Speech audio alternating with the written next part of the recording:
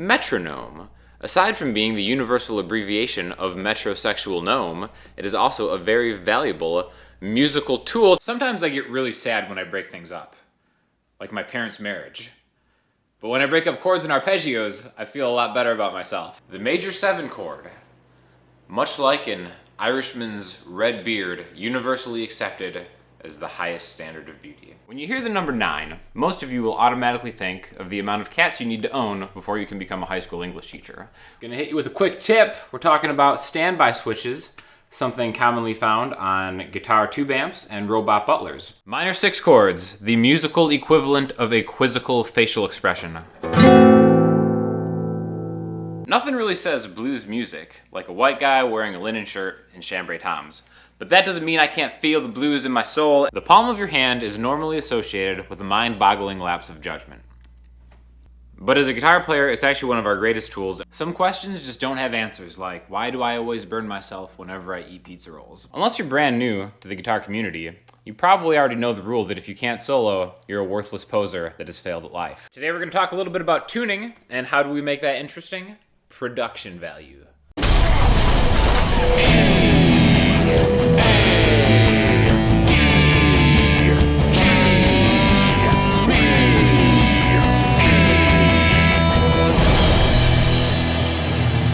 There are many things in this world that are meant to be bent, like the strings on a guitar or the banking rules for international finance. Other things you should never bend under any circumstance, such as babies and the truth.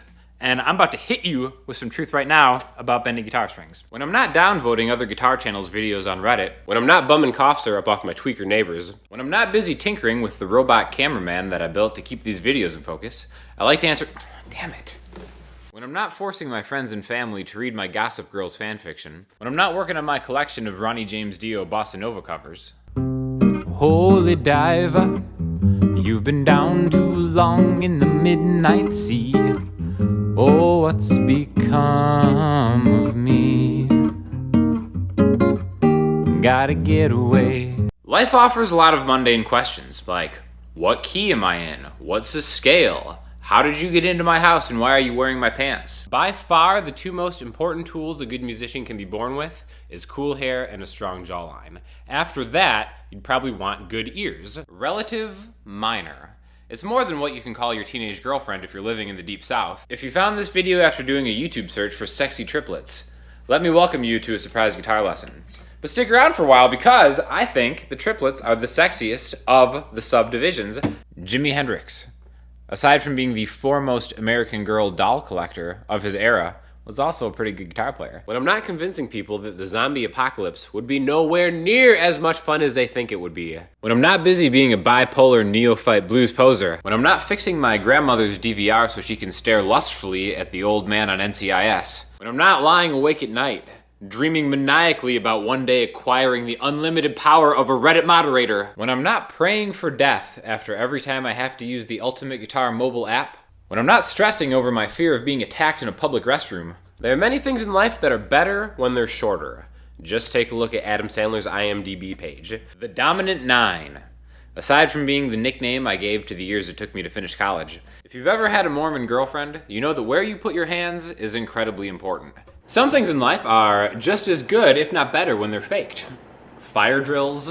Moon landings. Ian's Korean-made PRS. Dude. Also, the blues. Making a blues song is very similar to making a sandwich. But instead of your ingredients being peanut butter and jelly, it's hardship, sadness, and adultery. Crippling loneliness is the cornerstone of any good blues musician. And we are going to assume that you are so bluesy that even your looper pedal has up and left you. What's going on, everybody? We're back again with America's favorite beard, Ian Stitch. Although I trimmed it up, and I'm sorry. It's still pretty nice, though. Actually, double stops were different for me when I was in college. Oh, how so? Double stop was actually a move perfected by me and my buddy Zach, where if there was like an attractive girl in one of my college classes, right? This is the move. So you're going to be the attractive girl, right? Of course I You am. stare ahead because you're not paying any attention to me. Okay. So what I'm going to do, I'm going to hardcore stare at her, until she looks, and then I'd look away, and then I look back, and I see her looking at me, right? And that's what we call the double stop. Boxes. Aside from being the mortal enemy of bags and mimes, They're also a very useful way to supplement your knowledge of moving through the fretboard. As guitar players, one of the most fun and rewarding things we can do is prey on the insecurities of bass players. Today we're going to talk a little bit about chicken picks, the logo of which features my second favorite cigarette smoking spokesperson after the World War II era Gerber baby. So this is a song about talking to the moon, but not in a crazy Gary Busey way, more like in a romantic Jake Busey way. Today we are going to learn how to play the Bossa Nova classic, Waters of March, often confused with another Bossa Nova classic, Waters of the Imperial March.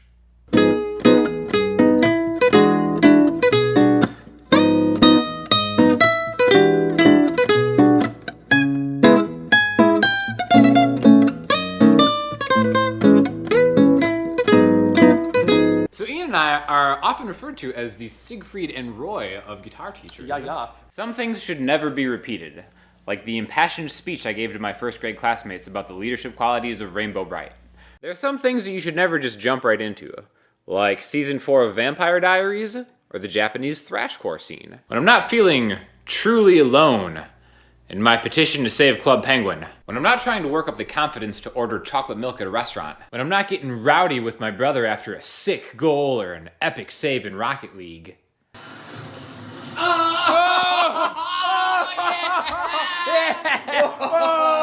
When I'm not trying to squeeze every last day I can out of my paper admissions bracelet to a dinosaur-themed amusement park. When I'm not lying to people about how much I don't hate their annoying little dogs. When I'm not rehearsing for a segment I do on my Instagram account called Disney Princess Mondays. So many things to tell her, but how to make her see the truth about my past impossible. She'd turn away from me. He's holding back his hand. When I'm not in the Barnes & Noble bargain section, looking through a very disproportionate amount of Hitler-themed coffee table books. When I'm not comparing the value of my communications degree to other things I have lying around the house.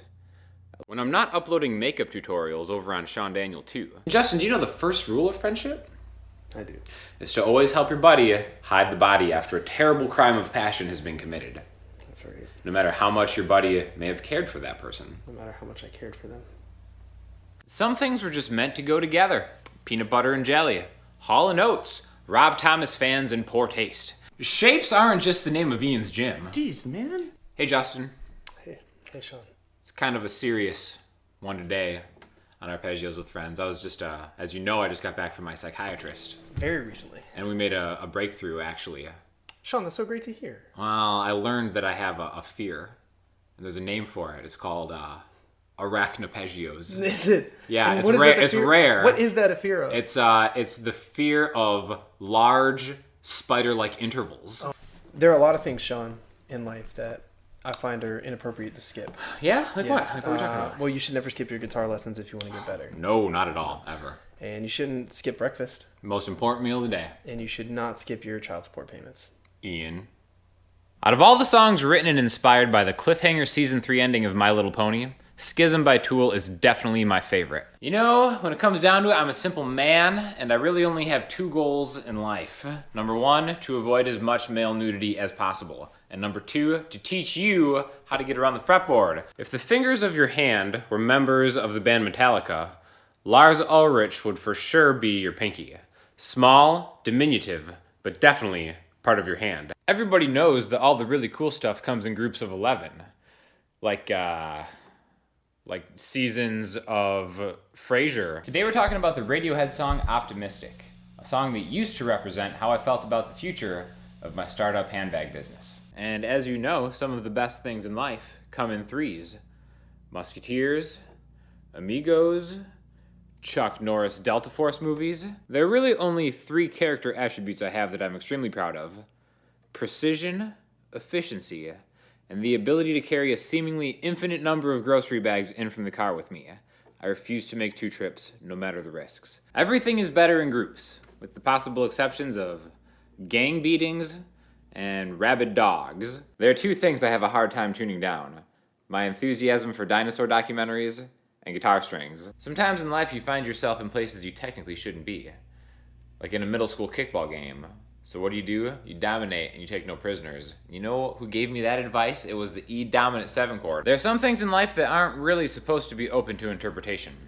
Speed limits, instructions from your girlfriend, the European Union financial guidelines. I'm looking at you, Greece. In what many people are calling the greatest eruption of fuzz since puberty, I bring you the Earthquaker Devices Eruptor Fuzz Pedal. Today we're going to break down the classic Dave Brubeck jazz song, Take 5. But before we do that, everybody take out your wallets, empty all the money out of it, and then put it back in your pocket.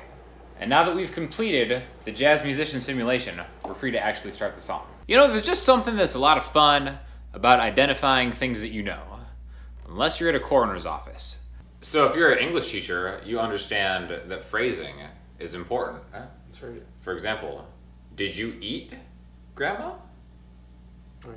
Or like, Did you eat, Grandma? All right, today we're talking about the Hendrix version of Hey Joe, a song that taught us all how to very casually approach an active shooter. All right, today we're breaking down the classic John Lennon song, Imagine, a song that makes the contrarian in me thirst for war. When I'm not having nightmares about every single Snapchat filter ever, when I'm not feeling very intimidated by the fathers of my female high school students, when I'm not pretending to pay attention during roughly 99% of my human interactions, when I'm not being extremely thankful to Amazon Prime Day for getting me a killer deal on adult 3-pack bibs, when I'm not judging the authenticity of conspiracy theory documentaries solely based on the quality of their cinematography, when I'm not learning from other YouTubers effective strategies on how to talk to a camera, I like to answer questions that I get on YouTube. So let's get to it.